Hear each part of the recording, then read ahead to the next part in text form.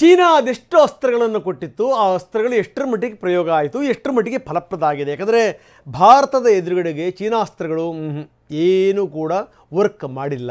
ಇದು ಒಂದು ಲೆಕ್ಕದಲ್ಲಿ ಚೀನಾಕ್ಕೆ ಮುಜುಗರದ ಸಂಗತಿ. ನಾವು ಯಾವುದೇ ಅಸ್ತ್ರಗಳನ್ನು ಕೊಟ್ಟಿಲ್ಲ, ನಾವು ಯಾವುದೇ ಶಸ್ತ್ರಗಳನ್ನು ಕೊಟ್ಟಿಲ್ಲ ಅಂತ ಚೀನಾ ಪದೇ ಪದೇ ಹೇಳ್ತಾ ಇದೆ. ಕಾರಣ ಏನು ಅಂತಂದರೆ ಈ ರೀತಿ ಮುಖಭಂಗಕ್ಕಾಗಿರುವಂಥ ರೀತಿ ಇದೆಯಲ್ಲ, ಅದನ್ನು ಚೀನಾ ಸಹಿಸ್ಕೊಳ್ಳಿಕ್ಕೆ ಆಗ್ತಾ ಇಲ್ಲ. ಯಾಕಂದರೆ ರಷ್ಯಾ ಬಿಟ್ಟರೆ ನಾವೇ ಸ್ಟ್ರಾಂಗು ಅಂತ ಹೇಳ್ತಿದ್ದಂಥ ಚೀನಾ ಇವತ್ತೇನಾಗಿದೆ? ಚೀನಾದ ಶಸ್ತ್ರಾಸ್ತ್ರಗಳೇನಾಗಿದೆ? ಚೀನಾ ಕೊಟ್ಟಿದ್ದೇ ಡಬ್ಬ ಅಸ್ತ್ರಗಳ ಅಥವಾ ಚೀನಾ ಮಾಡುವಂಥದ್ದೇ ಈ ಚೈನಾ ಮಾಲ್ ಅನ್ನುವಂಥ ಮಾತನ್ನು ನಾವೇನು ಹೇಳ್ತೀವಲ್ಲ ಅದೇ ಸತ್ಯವಾಯಿತಾ? ಏನು ಕಥೆ? ಇದ್ರ ಬಗ್ಗೆ ಸಾಕಷ್ಟು ಮಾತಾಡೋಣ. ಅದಕ್ಕಿಂತ ಮೊದಲು ಇವತ್ತು ವೆರಿ ಇಂಪಾರ್ಟೆಂಟ್ ಮೀಟಿಂಗ್ ಶುರುವಾಗ್ತಾ ಇದೆ. ಮೋದಿ ನೇತೃತ್ವದಲ್ಲಿ ಆಗ್ತಿರುವಂಥ ಮೀಟಿಂಗ್, ಕದನ ವಿರಾಮದ ಬಳಿಕ ಮೋದಿ ನಡೆಸ್ತಿರುವಂಥ ಮೊದಲ ಮೀಟಿಂಗ್, ಭದ್ರತೆ ಕುರಿತ ಸಂಪುಟ ಸಮಿತಿಯ ಮೀಟಿಂಗ್. ಬೆಳಗ್ಗೆ 11 ಗಂಟೆಗೆ ಸಂಪುಟ ಉಪಸಮಿತಿಯ ಸಭೆ ನಡೆಯುತ್ತೆ. ಪ್ರಧಾನಿ ಮೋದಿ ನೇತೃತ್ವದಲ್ಲಿ ನಡೆಯುವಂಥ ಮೀಟಿಂಗ್, ಆಪರೇಷನ್ ಸಿಂಧೂರ್ ಮತ್ತು ಭದ್ರತೆ ಕುರಿತಂಥ ವಿಶೇಷ ಚರ್ಚೆ. ಬೆಳಗ್ಗೆ 11 ಗಂಟೆಗೆ ನಡೆಯುವಂಥ ಸಂಪುಟ ಸಮಿತಿ ಸಭೆ, ಮೋದಿ ನೇತೃತ್ವದಲ್ಲಿ ನಡೆಯುತ್ತೆ ಈ ಸಂಪುಟ ಸಮಿತಿ ಸಭೆ. Very important meeting. ಆಪರೇಷನ್ ಸಿಂಧೂರ ಅದಾದ ನಂತರದ ಬೆಳವಣಿಗೆಗಳು, ಇನ್ನೂ ಕೂಡ ಪಾಕಿಸ್ತಾನದ ಖ್ಯಾತೆ ಮುಂದುವರಿತಿರುವಂಥದ್ದು, ಇದನ್ನು ಹತ್ತಿಕ್ಕುವಂಥ ಬಗೆ, ಇದೆಲ್ಲದರ ಬಗ್ಗೆನೂ ಕೂಡ ವಿಸ್ತೃತವಾಗಿ ಚರ್ಚೆ ಆಗುತ್ತೆ. ಪಾಕಿಸ್ತಾನ ಚೀನಾಕ್ಕೆ ಮುಟ್ಟಿ ನೋಡಿಕೊಳ್ಳುವಂಥ ರೀತಿಯಲ್ಲಿ ಭಾರತ ಒಂದು ಧಮಕಿ ಕೊಟ್ಟಿದೆ. ಭಾರತೀಯ ಸೇನೆಯ ಪರಾಕ್ರಮಕ್ಕೆ ಚೀನಾ ನಲಿಗೆ ಹೋಗಿದೆ. ಚೀನಾ ಮಿಸೈಲ್, ಡ್ರೋನ್ ಎಷ್ಟರ ಮಟ್ಟಿಗೆ ನೆಲಕಚ್ಚಿವೆ ನಾವು ಅದನ್ನು ನೋಡ್ತಾ ಇದ್ದೀವಿ. ಜಗತ್ತಿನಲ್ಲಿ ನಾವೇ ಸ್ಟ್ರಾಂಗು, ರಷ್ಯಾ ಬಿಟ್ಟರೆ ನಾವೇ ಸ್ಟ್ರಾಂಗು. ನೋಡ್ತಾ ಇರಿ, ಅಮೆರಿಕ ಏನೂ ಇಲ್ಲ ನಮ್ಮ ಎದುರುಗಡೆಗೆ ಅನ್ನೋ ರೀತಿಯಲ್ಲಿ ಆಟ ಆಡ್ತಿದ್ದಂಥ ಚೀನಾದ ವಸ್ತುಗಳು, ಈ ಚೈನಾ ಮಾಲ್ ಅನ್ನುವಂಥ ಮಾತುಗಳಿದಾವಲ್ಲ, ಅದು ನಿಜಕ್ಕೂ ಈ ಸೇನೆಯ ವಿಚಾರಕ್ಕೆ ಸಂಬಂಧಪಟ್ಟಂಗೆ, ಶಸ್ತ್ರಾಸ್ತ್ರಗಳ ವಿಚಾರಕ್ಕೆ ಸಂಬಂಧಪಟ್ಟಂಗೂ ಕೂಡ ಸಾಬೀತಾಯ್ತಾ? ಯಾಕಂದರೆ ಈ ಚೀನಾ ಶಸ್ತ್ರಾಸ್ತ್ರಗಳು ಇನ್ಕ್ಲೂಡಿಂಗ್ ಮಿಸೈಲ್ಸ್ ನೆಲಕಚ್ಚಿರುವಂಥ ರೀತಿ ಇದೆಯಲ್ಲ, ಇದು ಭಾಳ ಗಮನಿಸಬೇಕಾದಂಥ ಸಂಗತಿ. ಅಂದರೆ ಚೀನಾದ ಸ್ಥಿತಿಗತಿಗಳು ಏನು ಅನ್ನುವಂಥದ್ದು. ಜೊತೆಗೇನು ಅಂದರೆ ಚೀನಾ ಮಾರ್ಕೆಟ್ ಇದೆಯಲ್ಲ, ಚೀನಾ ದೊಡ್ಡ ಮಟ್ಟಿಗೆ ಮಾರ್ಕೆಟನ್ನು ವಿಸ್ತರಿಸ್ಕೊಳ್ತಾ ಇತ್ತು. ಹೀಗಾಗಿನೇ ಪಾಕಿಸ್ತಾನಕ್ಕೆ ಕೊಟ್ಟಿರುವಂಥ ಶಸ್ತ್ರಾಸ್ತ್ರಗಳು ನೆಲಕಚ್ಚಿರುವಂಥ ರೀತಿ ನೋಡಿ ಚೀನಾ ಮಾಲುಗಳನ್ನು ತೆಗೆದುಕೊಳ್ಳಿಕ್ಕೇ ಬೇರೆ ರಾಷ್ಟ್ರಗಳು ಯೋಚನೆ ಮಾಡಬೇಕು ಅಂಥ ಒಂದು ಸ್ಥಿತಿ ಈಗ ಬಂದೊದಗಿದೆ. ಹೀಗಾಗಿನೇ ಚೀನಾ ಮಾರ್ಕೆಟ್ ಕುಸಿತಾ ಇದೆ. ಬರೀ ಇದ್ರ ಬಗ್ಗೆ ಮಾತಾಡೋಣ. ಗಿರೀಶ್ ಲಿಂಗಣ್ಣ ನಮ್ಮ ಜೊತೆಗಿದ್ದಾರೆ, ರಕ್ಷಣಾ ವಿಶ್ಲೇಷಕರು. ಜೊತೆಗೆ ಇದಕ್ಕೆ ಸಂಬಂಧಪಟ್ಟಂಗೆ ಬಹಳಷ್ಟು ಲೇಖನಗಳನ್ನು ಕೂಡ ಅವರು ಬರೀತಾ ಇರ್ತಾರೆ ಗಿರೀಶ್ ಲಿಂಗಣ್ಣ. ರವಿ ಜೋಶಿ ನಮ್ಮ ಜೊತೆಗಿದ್ದಾರೆ, ನಿವೃತ್ತ ಜಂಟಿ ನಿರ್ದೇಶಕರು, ಮೈಸೂರಿನಿಂದ ನಮ್ಮೊಂದಿಗೆ ನೇರ ಸಂಪರ್ಕದಲ್ಲಿದ್ದಾರೆ. ನಾನು ಅವ್ರ ಜೊತೆಗೆ ಚರ್ಚೆ ಮಾಡ್ತೀನಿ.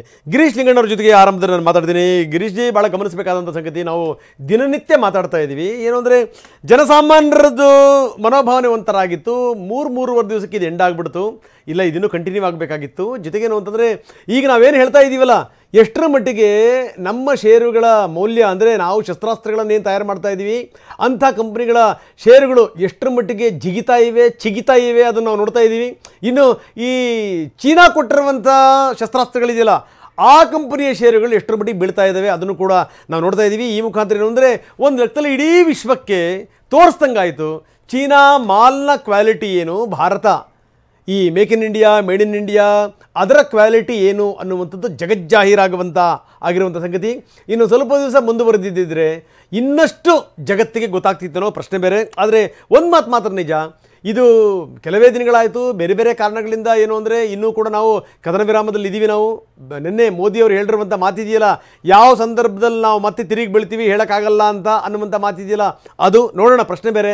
ಆದರೆ ಇದು ಜಗತ್ತಿಗೆ ಭಾರತದ ಶಕ್ತಿ ಸಾಮರ್ಥ್ಯದ ಬಗ್ಗೆ ದೊಡ್ಡ ಮಟ್ಟದ ಸಾಕ್ಷ್ಯಗಳನ್ನು ಒದಗಿಸ್ಬಿಡ್ತು. ಏನಂತೀರಿ ಸರ್? ಖಂಡಿತ ಜಗತ್ತಿನ ಮಟ್ಟಕ್ಕೆ ಭಾಳನೇ ದೊಡ್ಡ ಪ್ರಚಾರ ಸಿಕ್ತಂಗೆ ಆಯಿತು. ಮೇಡ್ ಇನ್ ಇಂಡಿಯಾ, ನಮ್ಮ ಕ್ವಾಲಿಟಿ, ನಮ್ಮ ಸೈಂಟಿಸ್ಟ್ಗಳ ಪರಿಶ್ರಮ, ಇದ್ರ ಹಿಂದೆ ಇದ್ದಿದ್ದ ಸೈಂಟಿಸ್ಟ್ಗಳ ಪರಿಶ್ರಮ. ನೀವು ಮೊನ್ನೆ ಪ್ರಹ್ಲಾದ್ ಅವ್ರು ನೋಡಿದ್ರಿ, ಆಕಾಶ್ ಸಿಸ್ಟಮ್ ಬಗ್ಗೆ ಅವ್ರಿಗೆ ಎಷ್ಟು ಮೆಚ್ಚುಗೆ ಇತ್ತು. ಅವರು ಆಗ 1980s ಅಲ್ಲಿ ಸ್ಟಾರ್ಟ್ ಮಾಡಿದಂಥ ಆಕಾಶ್ ಸಿಸ್ಟಮ್, ಇವತ್ತಿಗೆ ಅದು ಉಪಯೋಗಕ್ಕೆ ಬಂತು. ಅದ್ರ ಜೊತೆಗೆ ಬ್ರಹ್ಮೋಸ್ ನೋಡಿ ಬ್ರಹ್ಮೋಸ್ ಒಂದು ನಾನು ವಿಷಯ ಹೇಳ್ಬೇಕು. 1980 ಅಬ್ದುಲ್ ಕಲಾಂ ಅವರು ಮಾಸ್ಕೋಗೆ ಹೋಗ್ತಾರೆ. ಅವಾಗ ಕೇಳ್ತಾರೆ ಇದೇನ್ ಮಿಸೈಲ್ ಅಂತ. ಅವ್ರು ಹೇಳ್ತಾರೆ ಇದೊಂದು ಮಿಸೈಲ್ ಮಾಡಿದೀವಿ ಸರ್, ಇದಕ್ಕೆ ಇಂಜಿನ್ ಮಾಡಕ್ ನಮ್ಮ ಹತ್ರ ದುಡ್ಡಿಲ್ಲ ಅಂತಾರೆ. ಹೌದು ಹೌದು ಹೌದು. ಅವಾಗ ಅಬ್ದುಲ್ ಕಲಾಂ ಅವರು ಭಾರತ ಸರ್ಕಾರದ ಜೊತೆ ಬಂದು ಯಾಕೆ ನಾವು ಇಂಜಿನ್ ತಯಾರಿಸಿ ಇವ್ರಿಗೆ ಸಪೋರ್ಟ್ ಮಾಡಬಾರ್ದು ಅಂತ ಬ್ರಹ್ಮೋಸ್ ಅಂತ ಫ್ಯಾಕ್ಟ್ರಿ ಶುರು ಮಾಡ್ತಾರೆ. ಅಂದ್ರೆ ಬ್ರಹ್ಮಪುತ್ರ ಮಾಸ್ಕೋವಾ ಅಂತ. ಇಲ್ಲಿ ಟೆಕ್ನಾಲಜಿ ಟ್ರಾನ್ಸ್ಫರ್ ಆಗಲ್ಲ, ಇಲ್ಲಿ ನಾವಿಬ್ರು ಪಾರ್ಟ್ನರ್ಶಿಪ್ ಅಲ್ಲಿ ಈ ಮಿಸೈಲ್ ಮಾಡ್ತೀವಿ. ಇವತ್ತು ಇದೇ ಮಿಸೈಲು ಎಂತ ದೊಡ್ಡ ಆಘಾತ ಕೊಡ್ತು ನೀವು ನೋಡಿ. ಅವ್ರು ಅವಾಗ ಯೋಚನೆ ಮಾಡಿದಂತ ಅಬ್ದುಲ್ ಕಲಾಂ ಅವರು ಈ ಮಿಸೈಲ್ ಮಾಡಬೇಕು ಅಂದಿದ್ದು ಇವತ್ತು ಎಷ್ಟರ ಮಟ್ಟಿಗೆ ಅವ್ರ ಏರ್ ಬೇಸ್ಗಳನ್ನ ಡ್ಯಾಮೇಜ್ ಮಾಡ್ತು ನೋಡಿ. ನಿಜ ನಿಜ. ಸೊ ಇದು ಒಂದು ಉದಾಹರಣೆ. ಇದಾದ್ಮೇಲೆ ನಡೆದಿದ್ದಂಥ integrated ballistic missile defence programme ಅವಾಗ ಅದು 1980 ಸ್ಟಾರ್ಟ್ ಆಗಿದ್ದು. ಅವಾಗಲೇ Prithvi air defence, advance air defence system start ಮಾಡಿದ್ರು. ಅದಾದಮೇಲೆ ಆಕಾಶ್ ತೀರ್ಥ ಅಂತ ಬೆಲ್ ಅವ್ರು ಸ್ಟಾರ್ಟ್ ಮಾಡಿದ್ರು. ನೋಡಿ ಇದನ್ನೆಲ್ಲ ಕೋಆರ್ಡಿನೇಟ್ ಮಾಡೋಕೆ ಒಂದು ಸಿಸ್ಟಮ್ ಬೇಕು.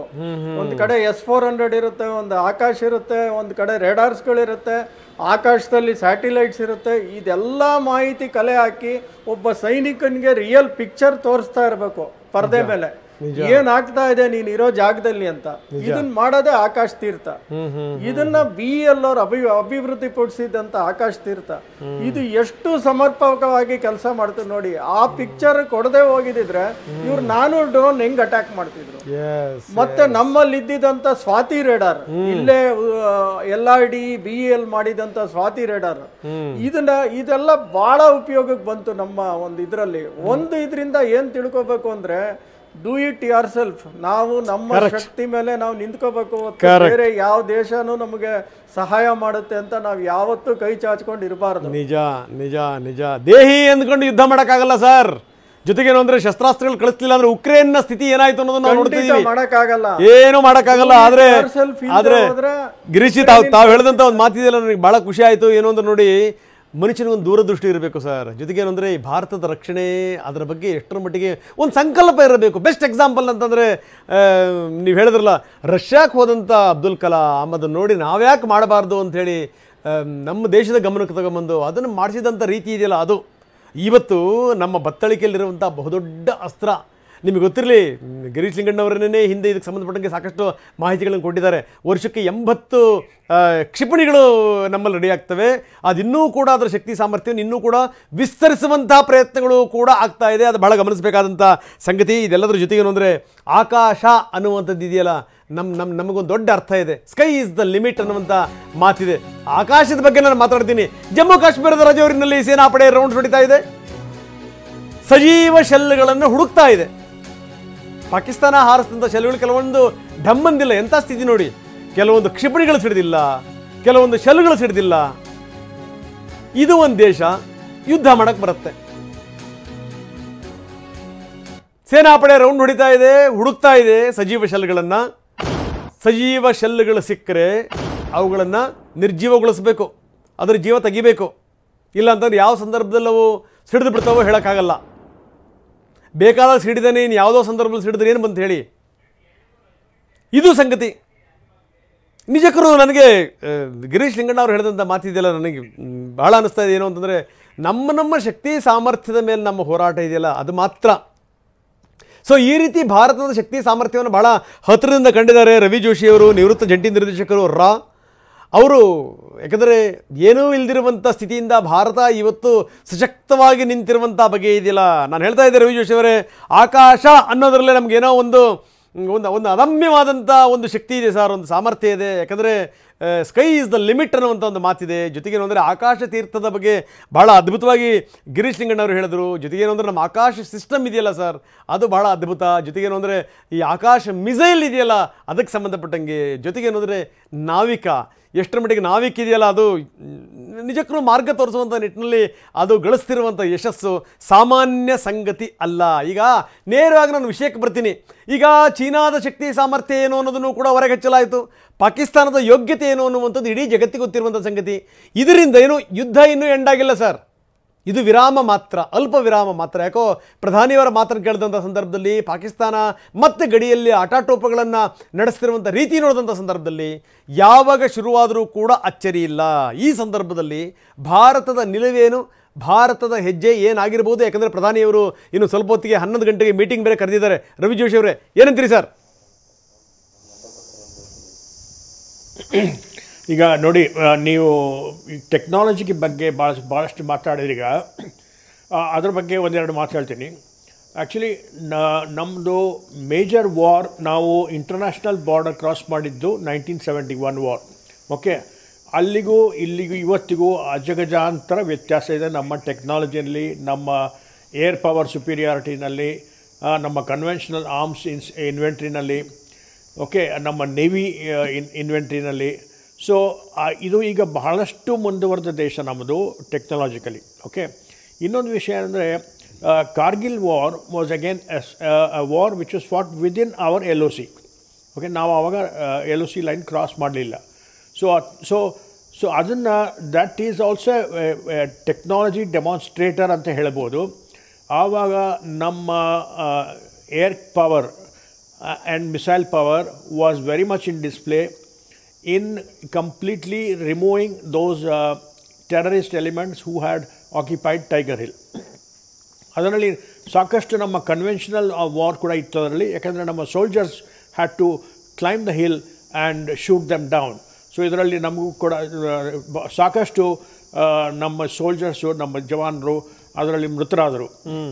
ಸೊ ಈ ವಾರ್, ಈ ಯುದ್ಧದಲ್ಲಿ ದೊಡ್ಡ ಡಿಫ್ರೆನ್ಸ್ ಏನಂದರೆ, ನಮ್ಮ ಕಡೆಯಿಂದ ಈಗ ಯುದ್ಧ ಜವಾನರು ಅಷ್ಟು ಜನ ಹೋಗಲಿಲ್ಲ. ನಮ್ಮಲ್ಲಿ ಕೆಲವಷ್ಟು ಸಿವಿಲಿಯನ್ಸ್ ಡೆತ್ಸ್ ಆಗಿದೆ on the border in Jammu and Kashmir, LOC ಈ ಕಡೆ ನಮ್ಮ ಕಡೆ. ಯಾಕೆಂದರೆ because of shelling and artillery firing from the Pakistani side. So that is our major casualty figure. So And the point is now, ಈಗ you're asking me ಮುಂದಿನ steps ಏನಂತ. ಹೌದು, that is very important. ಮುಂದಿನ ಸ್ಟೆಪ್ಸು ನೀವು ಹೇಳಿದ ಪ್ರಕಾರ actually ಈಗ ನೀವೆಲ್ಲರೂ ರಿಪೀಟೆಡ್ ಆಗಿ ಹೇಳ್ತಾ ಇದ್ದೀರಿ, ಇದು ಕೇವಲ ವಿರಾಮ ಅಥವಾ ಅಲ್ಪ ವಿರಾಮ ಅಂತ ಹೇಳ್ತಾ ಇದ್ದೀರಿ. ಅದು ನನಗೆ ಅನಿಸುವುದಿಲ್ಲ, ಹಾಗೆ ಅನಿಸುವುದಿಲ್ಲ ನನಗೆ. ಏಕೆಂದರೆ ಈಗ ಮತ್ತೆ ಟೆರರಿಸ್ಟ್ ಅಟ್ಯಾಕ್ ಮಾಡಬೇಕು ಪಾಕಿಸ್ತಾನದವರು, ಮತ್ತೆ ನಾವು ಅವ್ರ ಮೇಲೆ ಯುದ್ಧ ಮಾಡಬೇಕು ಅನ್ನೋ ಪರಿಸ್ಥಿತಿ ನನಗೆ ಇಮಿಡಿಯೇಟ್ ಆಗಿ ಕಾಣೋದಿಲ್ಲ. ಯಾಕೆಂದರೆ ಪಾಕಿಸ್ತಾನದವ್ರಿಗೆ, ಆರ್ಮಿಗೆ ಭಾಳಷ್ಟು ಬುದ್ಧಿ ಬಂದಿದೆ ಈಗ. ಇದರಿಂದ ಅವರು and they are under constant monitoring by America. So ಅದಕ್ಕೋಸ್ಕರ ಅವ್ರಿಗೆ ಇನ್ಫ್ಯಾಕ್ಟ್ ಅವರಿಗೆ ಲೋನ್ ಸಿಕ್ಕಿರೋದು $1.4 ಬಿಲಿಯನ್ ಲೋನ್ ಸಿಕ್ಕಿರುವುದು ಈ ಕಂಡೀಷನ್ ಮೇಲೆ ನನಗೆ ಅನಿಸುತ್ತೆ. ಇದು ಅವ್ರಿಗೆ ಭಾಳಷ್ಟು ಕಂಡೀಷನ್ ಹಾಕಿದೆ, ನೀವು ಟೆರರಿಸ್ಟ್ ಹೌದು. ಸೊ ಅದಕ್ಕೋಸ್ಕರ ಅವ್ರಿಗೆ ಲೋನ್ ಕೊಟ್ಟಿದ್ದಾರೆ. ಇಲ್ಲದ್ರೆ ಇದು ಕಂಗಾಲಿಗೆ ಬಂದಿರೋ ದೇಶ ಈಗ. ಸೊ ಇನ್ನು ಮತ್ತೆ 2 ತಿಂಗಳಾದಮೇಲೆ ಮತ್ತೊಂದು ಲೋನ್ ತೊಗೊಳ್ಳಿಕ್ಕೆ ಹೋಗ್ತಾರೆ ಅವರು. ಓಕೆ, ಸೊ ಇಂಥ ಪರಿಸ್ಥಿತಿಯಲ್ಲಿ ಇರುವ ದೇಶ ಯುದ್ಧವನ್ನು ಶುರು ಮಾಡೋದು ಅಥವಾ ಟೆರರಿಸ್ಟ್ ಅಟ್ಯಾಕ್ ಶುರು ಮಾಡೋದು ಬಹಳಷ್ಟು ಕಠಿಣ ಅವರಿಗೆ. ಜೋಶಿ ಸರ್, ನೀವು ಹಾಗೆ ಸಂಪರ್ಕದಲ್ಲಿ ಗಿರೀಶ್ ರವಿ ಜೋಶಿ ಸರ್ ಮಾತನ್ನು ಕೇಳಿದ್ರಿ. ಸದ್ಯಕ್ಕೇನು ಅಂದರೆ ಪಾಕಿಸ್ತಾನದ ಸ್ಥಿತಿಗತಿಗಳನ್ನು ನೋಡಿದಂಥ ಸಂದರ್ಭದಲ್ಲಿ ಮತ್ತೊಂದು ಸರಿ ಅವ್ರ ಕಾಲಕ್ಕೆ ಎದುರು ಜಗಳಕ್ಕೆ ಬರ್ತಾರೆ ಅನ್ನೋದನ್ನು ನಂಬಲಿಕ್ಕೆ ಸಾಧ್ಯ ಇಲ್ಲ ಅಂತ. ಆದರೆ ಪಾಕಿಸ್ತಾನದ ಆಟಾಟೋಪಗಳು ಇನ್ನೂ ನಿಂತಿಲ್ಲ, ಗಡಿನಲ್ಲಿ ನಿರಂತರವಾಗಿ ಸಾಕ್ತಾನೇ ಇದೆ. ಜೊತೆಗೆ ಈ ಅಮೆರಿಕದ್ದೊಂದು ದೊಡ್ಡ ತಲೆಬಿಸಿ ಆಗಿಬಿಟ್ಟಿದೆ. ಈ ಟ್ರಂಪ್ ಈ ಪಕ್ಕಾ ಏನು ಅಂದರೆ ಈ ಹಾಸ್ಯ ಕಲಾವಿದನ ಥರ ಕೊಡ್ತಿರುವಂಥ ಸ್ಟೇಟ್ಮೆಂಟ್ಗಳಿದೆಯಲ್ಲ, ಅದನ್ನು ಭಾರತ ಅರಗಿಸ್ಕೊಳ್ಳಿಕ್ಕೆ ಸಾಧ್ಯ ಇಲ್ಲ. ಇವು ಎಂಥ ಸಂದೇಶ ರವಾನಿಸಿ ಇಟ್ಬಿಟ್ಟಿದ್ದಾರೆ ಅಂತಂದರೆ, ಭಾರತ ನಾನು ಹೇಳ್ದಂಗೆ ಕುಣಿಯುತ್ತೆ ಅನ್ನುವಂಥ ಸಂದೇಶನ ರವಾನಿಸಿ ಇಟ್ಬಿಟ್ಟಿದ್ದಾರೆ ಮನುಷ್ಯ. ಹೀಗಾಗಿ ಏನು ಅಂತಂದರೆ, ಭಾರತ ನಾವು ಯಾರ ಮಾತನ್ನು ಕೇಳ್ತಿಲ್ಲ ಅನ್ನುವಂಥ ಒಂದು ಸಂದೇಶನ ರವಾನಿಸಬೇಕಾಗಿದೆ. ಬೇರೆಯವ್ರಿಗೆ ಬೇರೆ ಸಂದೇಶಗಳು ರವಾನೆ ಆಗಬೇಕಾಗಿದೆ ಸರ್. ಇಂಥ ಸಂದರ್ಭದಲ್ಲಿ ಭಾರತದ ಪಾತ್ರ ಏನು, ಭಾರತದ ನಿಲುವೇನು ಅಂತ ಗಿರೀಶ್? ಭಾರತದವರು ದಟ್ಟವಾಗಿ ಈ ತರ ಏನೇನು ಮೀಟಿಂಗ್ ಮಾಡ್ತಾ ಇದಾರಲ್ಲ ಮೋದಿಯವರು, ಐ ಕ್ಯಾನ್ ಸೇ ನಮ್ಮ ಭಾರತದ ಮೀಡಿಯಾ ಅಂತಾರಾಷ್ಟ್ರೀಯ ಮಟ್ಟದಲ್ಲಿ ಪಬ್ಲಿಕ್ ಒಪಿನಿಯನ್ ಫ್ರೇಮ್ ಮಾಡೋದ್ರಲ್ಲಿ ಎಲ್ಲೋ ಸ್ವಲ್ಪ ಹಿಂದೆ ಇದ್ದೀವಿ ಅನ್ಸುತ್ತೆ. ನೋಡಿ, all medias of the international medias never focused on this war. ಅವ್ರಿಗೇನಾಗ್ಬಿಡ್ತು ಅಂದರೆ ಇದು ಎಲ್ಲ ಥರ ವಾರು ಇದೇ ಥರ ಅಂತಲೇ ಹೇಳ್ಕೊಂಡು ಕೂತ್ಕೊಂಡ್ರು ಅಷ್ಟೇ. ಇಲ್ಲಿ ಸಾವು ನೋವುಗಳು ಮಾಮೂಲಿ ಆದಂಗೆ ಅಂತ ತೋರಿಸಿದ್ರು. ಪೋಪಲ್ಲಿ ಇದ್ದಿದ್ದ ಫ್ಯೂನರಲ್ಗೆ ಕೊಟ್ಟಿದ್ದಂಥ ಮೀಡಿಯಾ ಫೋಕಸ್ಸು ನಮ್ಮ ಇಂಡಿಯಾ ಪಾಕಿಸ್ತಾನ್ ವಾರ್ ಬಗ್ಗೆ ಕೊಡಲಿಲ್ಲ. ಟೆರರಿಸಮ್ ಬಗ್ಗೆ ಕಂಡನೆಕ್ಸ್ ಅಂತ ಮೀಡಿಯಾಗಳು ಯಾವುದೂ ಬರೀಲಿಲ್ಲ, ಇಂಟರ್ನ್ಯಾಷನಲ್ ಮೀಡಿಯಾಗಳು.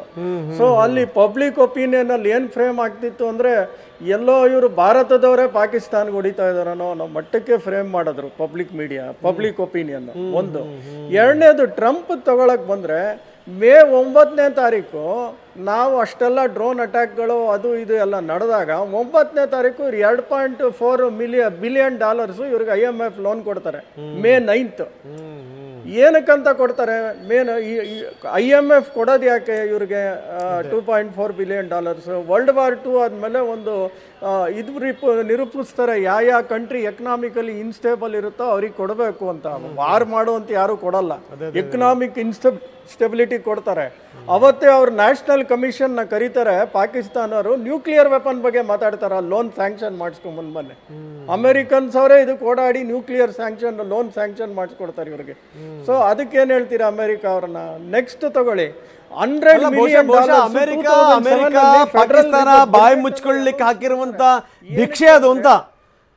ಯಾಕಂದ್ರೆ ಇವ್ರು ಮಾತಾಡ್ತಿರುವಂತ ರೀತಿ ಎಲ್ಲ ನೋಡಿದಂತ ಸಂದರ್ಭದಲ್ಲಿ ಇವ್ರು ಯಾರು ಎಂದೂ ಕೂಡ ಜವಾಬ್ದಾರಿಯಿಂದ ವರ್ತನೆ ಮಾಡಿಲ್ಲ. ಒಂದು ನಿಮಿಷ ನೀವು ಹಾಗೆ ನೀವು ಸಂಪರ್ಕದಲ್ಲಿರಿ.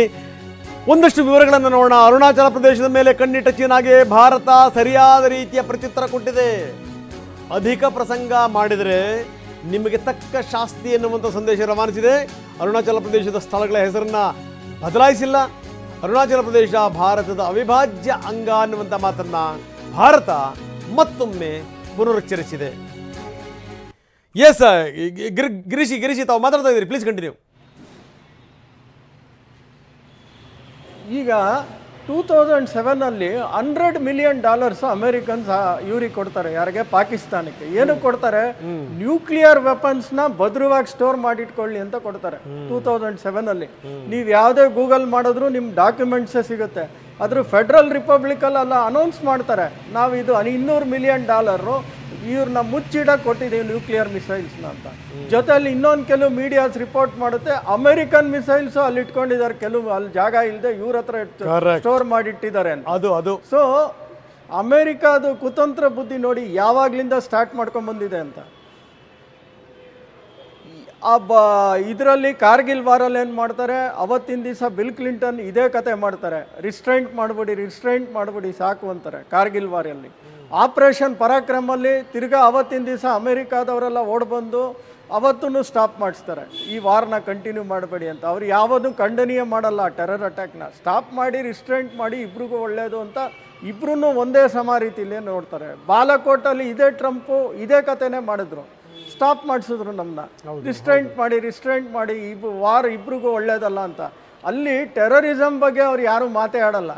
ಈಗ ಮೇ 9th ತನಕ ಹೊಗಳ್ತಾ ಇದ್ದಿದ್ದಂಥ ಅಮೆರಿಕ ಕೊನೆ ಸ್ಟೇಟ್ಮೆಂಟ್ ಇಬ್ರಿಗೂ ಕಾಮನ್ ಸೆನ್ಸ್ ಬಂತು, ಯುದ್ಧ ಎಷ್ಟು ಕೆಟ್ಟದ್ದು ಅಂತ ಆಯ್ತು, ಜೊತೆ ನಿಂತಿಲ್ಲ ಸರ್. ಅದು ಗೊತ್ತಿರುವಂತ ಸಂಗತಿ. ಹಿಂದೆಲ್ಲ ಯುದ್ಧ ನೌಕೆಗಳನ್ನ ಪಾಕಿಸ್ತಾನಕ್ಕೆ ಕಳಿಸಿದ್ದನ್ನು ನಾವು ನೋಡಿಲ್ವಾ? ಎಂದೂ ಕೂಡ ಅವ್ರ ಜೊತೆ ನಿಲ್ಲಕ್ಕೆ ಸಾಧ್ಯ ಇಲ್ಲ. ಇನ್ನೂ ನಾವು ರಷ್ಯನ್ ನಂಬೋದ ವಿನ ನಾವು ಖಂಡಿತವಾಗಲೂ ಅಮೆರಿಕವನ್ನು ನಂಬಲಿಕ್ಕೆ ಸಾಧ್ಯವೇ ಇಲ್ಲ. ಈಗ ಅದಕ್ಕೇನು ಪರಿಹಾರ? ಏನದಕ್ಕೆ ಸಂಕ್ಷಿಪ್ತವಾಗಿ ಸ್ವಶಕ್ತಿಯಲ್ಲಿ ನಾವು ನಿಂತ್ಕೋಬೇಕು ಪರಿಹಾರ ಇಲ್ಲ. ಅಂದ್ರೆ ನೋಡಿ, ಬ್ರಿಕ್ಸ್ ಅಲ್ಲಿ ಪುತಿನ್ ಯಾವಾಗಲೂ ಪುತಿನ್ ವೆರಿ ಫಸ್ಟ್ ಹೇಳ್ತಾರೆ ನಾನು ನಿಮಗೆ ಸಪೋರ್ಟ್ ಮಾಡ್ತೀವಿ ಅಂತ. ಬಟ್ ಬ್ರಿಕ್ಸ್ ನಡೀತು April 30 ಅವತ್ತು ಅವರು ಚೈನೀಸ್ ನಿಂತ್ಕೊಂಡು ಏನಂತ ಹೇಳ್ತಾರೆ, ಈ ವಾರ್ನ ಹೆಂಗಾರು ಮಧ್ಯಸ್ಥಿಕೆ ಮಾಡಿ ನಿಲ್ಸೋಣ ಅಂತಾರೆ. ಹೊತ್ತು ಅಲ್ಲೂ ಖಂಡನೀಯ ಮಾಡಲ್ಲ ಪುತಿನ್. ಈ ಫಸ್ಟ್ ಮಾಡಿದ್ದಂಥ ಪುತಿನ್ April 30 ಅವ್ರ ಮೈಂಡ್ ಚೇಂಜ್ ಆಗುತ್ತೆ ಚೈನಾ ಜೊತೆ ಸೇರ್ಕೊಂಡು. ಈ ಕಡೆ ಅರ್ಬೈಜಾನ್ ಅವ್ರೇನ್ ಮಾಡ್ತಾರೆ, ಅವರು ಡ್ರೋನ್ಸ್ ಕಳ್ಸಕ್ ಶುರು ಮಾಡ್ತಾರೆ ಟರ್ಕಿ ಅವ್ರ ಜೊತೆ. ಸೊ ಇವೆಲ್ಲ ನೋಡಿದ್ರೆ ಯಾವ ದೇಶಗಳನ್ನೂ ನಾವು ನಂಬಕ್ಕಾಗಲ್ಲ. ನಮ್ಮ ಶಕ್ತಿಯಿಂದ ನಿಜ ನಮ್ಮ ಶಕ್ತಿ ನಮ್ಮ ಸಾಮರ್ಥ್ಯ ಮಾತ್ರ ನಮ್ಮನ್ನ ಬಲಿಷ್ಠವಾಗ್ತೀವಿ. Correct. Ravi Joshi sir what is your last word sir? ಹೇಳಿ. ಕೊನೆಯದಾಗಿ ಸಂಕ್ಷಿಪ್ತವಾಗಿ ಏನು ಹೇಳ್ತೀರಿ? ಅದೇ ನೀವು ಈಗ ಸಂಕ್ಷಿಪ್ತವಾಗಿ ಹೇಳಬೇಕಂದ್ರೆ ಈ ಯುದ್ಧದಲ್ಲಿ ಅಮೆರಿಕ, ರಷ್ಯಾ, ಚೈನಾ ಮತ್ತು ಫ್ರಾನ್ಸ್ನ ಶಸ್ತ್ರಗಳನ್ನು ಮತ್ತು ವಿಮಾನಗಳನ್ನು ನಾವು ಟೆಸ್ಟ್ ಮಾಡಿದ್ವಿ ಎರಡೂ ದೇಶಗಳು. ಓಕೆ, ಆದರೆ ನಮ್ಮಲ್ಲಿ ಆಕಾಶ್ ಅಂತ ಒಂದು ಏರ್ ಮಿಸೈಲ್ ಡಿಫೆನ್ಸ್ ಸಿಸ್ಟಮ್ ಕೂಡ ಇದೆ ನಮ್ಮ ಹತ್ರ. ಅದು ನಮ್ಮ ಆತ್ಮನಿರ್ಭರ ಪ್ರಾಡಕ್ಟ್ ಅದು. ಓಕೆ, ಸೊ ಆದಷ್ಟು ನಮ್ಮ ದೇಶ ತಮ್ಮದೇ ಆದ ಶಸ್ತ್ರಗಳನ್ನು, ವಿಮಾನಗಳನ್ನು, ಮಿಸೈಲ್ಸ್ಗಳನ್ನು ತಯಾರು ಮಾಡಬೇಕು. ಅದ್ರ ಬಿಟ್ಟು ಬೇರೆ ಆಪ್ಷನ್ನೇ ಇಲ್ಲ, ನಮಗೆ ಮಾಡಲೇಬೇಕು. ನಿಜ ನಿಜ ನಿಜ ನಿಜ. Thank you so much. Girish ಲಿಂಗಣ್ಣವ್ರು ಹೇಳಿದಂಥ ಮಾತಿದೆಯಲ್ಲ, ನಮ್ಮ ಶಕ್ತಿ ನಮ್ಮ ಬಲ, ಆತ್ಮಬಲಂ ಬಲಂ ಬಲಂ ಅನ್ನುವಂಥ ಮಾತಿದೆ. ಹಾಗೇನೇ ಏನು ಅಂತಂದರೆ, ನಾವು ಈ ನಮ್ಮ ಶಕ್ತಿ ಸಾಮರ್ಥ್ಯ ಇದೆಯಲ್ಲ, ಸ್ವಶಕ್ತಿ ದೊಡ್ಡ ಶಕ್ತಿ ಅನ್ನುವಂಥದ್ದು ಇದೆಯಲ್ಲ, ಅದು ನಾವು ಯಾರ ಮೇಲೂ ಡಿಪೆಂಡ್ ಆಗದಂಗೆ ನಮಗೆ ನಾವೇನು ಉತ್ಪಾದನೆ ಮಾಡ್ಕೋಬೇಕು ಮಾಡಿಕೊಂಡು, ಯಾರಾದರೂ ಏನಾದರೂ ಕಣಕ್ತಂಥ ಸಂದರ್ಭದಲ್ಲಿ ಯಾವನ ಪರ್ಮಿಷನ್ನೂ ಕೂಡ ಇಲ್ದೇ ಸರಿಯಾಗಿ ಉತ್ತರವನ್ನು ಕೊಡುವಂಥ ಮನೋಭಾವನೆ ಬರುತ್ತಲ್ಲ, ಆವಾಗ ಮಾತ್ರ ನಾವು ಸರಿಯಾಗಕ್ಕೆ ಸಾಧ್ಯ. ಇದೇನು ಅಂತಂದರೆ, ಈಗ ಇದು ಅಲ್ಪ ವಿರಾಮ ಅನ್ನೋದನ್ನು ರವಿ ಜೋಶಿಯವರು ಕೂಡ ಒಪ್ಕೊಳ್ಳಿಲ್ಲ. ಪ್ರಶ್ನೆ ಬೇರೆ. ಅವ್ರ ಪ್ರಕಾರ ಇದು ಅಲ್ಪ ವಿರಾಮ ಅಲ್ಲ ಇದು ಅನ್ನುವಂಥದ್ದು. ಯಾಕಂದರೆ ಪಾಕಿಸ್ತಾನಕ್ಕೆ ಗೊತ್ತಿದೆ ಮುಂದೆ ಏನಾದರೂ ನಮ್ಮನ್ನು ತಡವಿದ್ರೆ ಭಾರತ ಏನು ಮಾಡ್ಬೋದು ಅಂತ. ಹಾಗಾದರೆ ಭಾರತದ ಹೆಜ್ಜೆ ಏನು, ಭಾರತದ ನಿಲುವೇನು ಅನ್ನುವಂಥದ್ದು ವೆರಿ ಇಂಪಾರ್ಟೆಂಟ್. ನೋಡೋಣ ಮುಂದಿನ ದಿನಗಳಲ್ಲಿ ಏನೇನಾಗುತ್ತೆ ಅನ್ನೋದನ್ನು ನೋಡೋಣ ಅಂತ ಹೇಳ್ತಾ ಇವತ್ತು ವಿಶೇಷ ಕಾರ್ಯಕ್ರಮ ಮುಗಿಸ್ತಾ ಇದ್ದೀನಿ. ನಿರಂತರ ಸುದ್ದಿಗಾಗಿ ನೋಡ್ತಾ ಇರಿ TV9.